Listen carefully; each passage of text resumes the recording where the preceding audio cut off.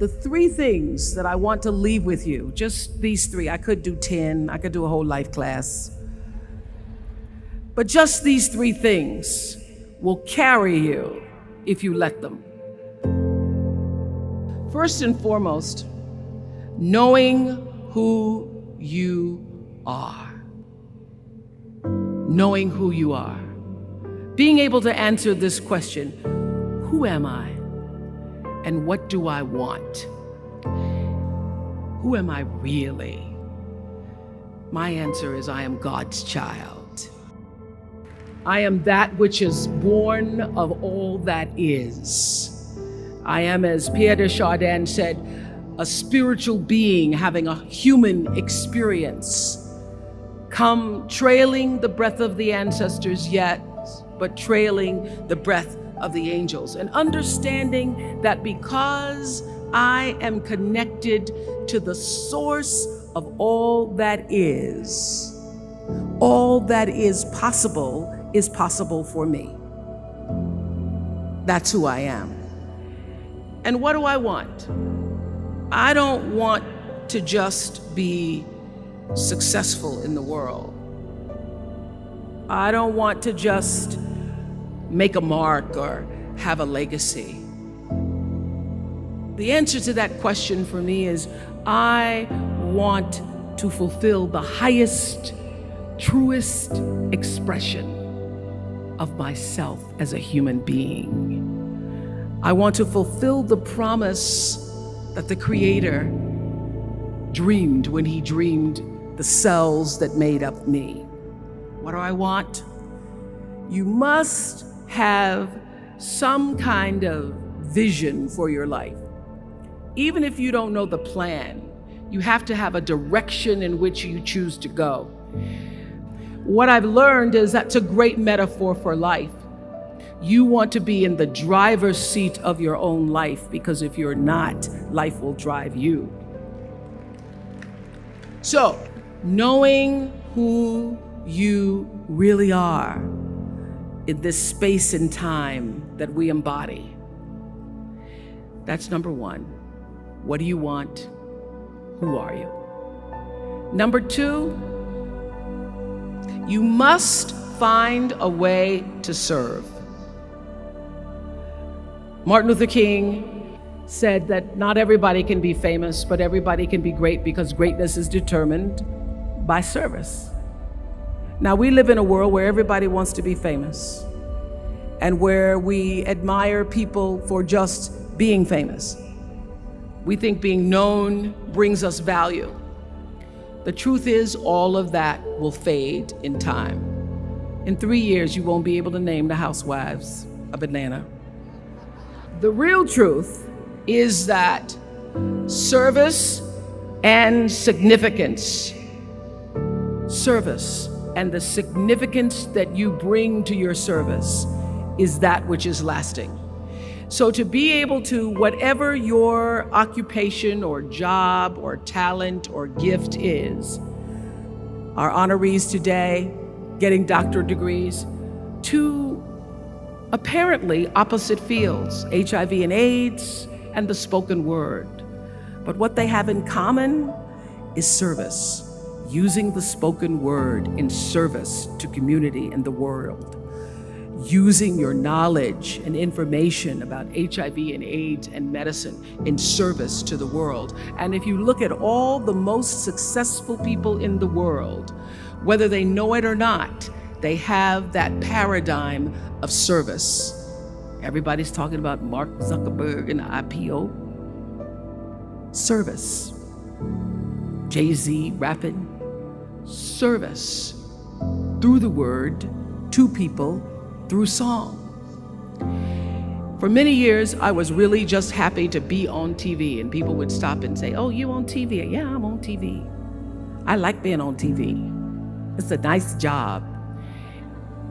And it was about the time that I received my honorary doctorate from Spelman around 1993. So I don't know if that had something to do with it. I thought of myself as Dr. Winfrey. That I went back and I took a long look at what it was I was doing on TV and made a decision that I was no longer going to just be on TV, but I was going to use TV as a platform, as a force for good, and not be used by TV. And I will tell you, my decision to make that significant change in the way I operated on television, using television as a service, changed my career exponentially. Service through medicine, service through art. Using whatever it is you produce, your product, as a way of giving back to the world. When you shift the paradigm of whatever it is you choose to do to service, and you bring significance to that, success will, I promise you, follow you. Service and significance equals success. That's number 2. Number 3, it's so simple, but so hard to do. Always do the right thing. Be excellent. People notice. Think of how you notice. You go to Taco Bell, somebody gives you an extra napkin and some sauce. You notice. You want to go back to that person. Because even at Taco Bell, excellence shows itself. Be excellent. Let excellence be your brand. Everybody talks about building a brand. I never even knew what that was. When people say, you're a brand, I would say, no, I'm just Oprah. What I recognize now is that my choice to, in every way, in every example, in every experience, to do the right thing and the excellent thing is what has created the brand. And what I know is that when you are excellent, you become unforgettable. People remember you, you stand out. Regardless of what it is, you become an unforgettable woman. And that is what we all want. We want to be unforgettable and not forgettable. So doing the right thing, even when nobody knows you're doing the right thing, will always bring the right thing to you. I promise you that. Why? Because the third law of motion is always at work. For every action, there's an equal and opposite reaction. That is so true in all of our lives. You just have to do the right thing, and the right thing will follow you even when people don't support it. I remember many times on my show. There are many shows y'all never saw.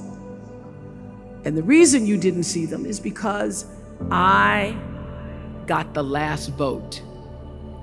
And I remember 2010, my team, hardest working team in television, had done this interview with a woman who turns out she was a Sunday school teacher by day and a sex addict at night.